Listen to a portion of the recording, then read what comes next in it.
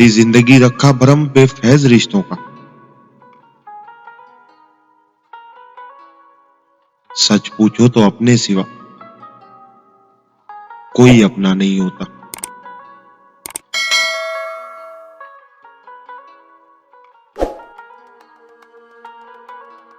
ताज्जुब ये नहीं कि हम लोग भटके हुए हैं,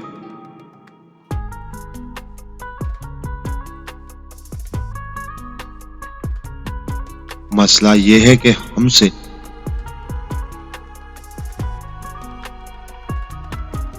हर भटका हुआ शख्स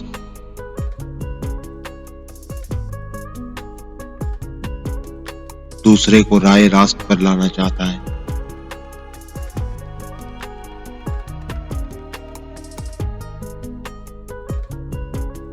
जो कुएं से निकालकर यूसुफ को तख्त पर बिठा सकता है,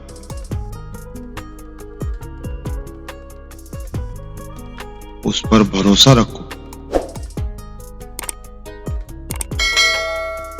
वो रब बेशक तुम्हारे गमों को भी खुशियों में बदल सकता है।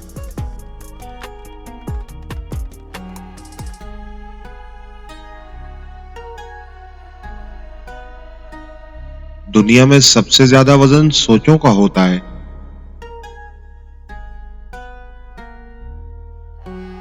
जो कंधों पर नजर नहीं आता लेकिन इंसान को थका देता है।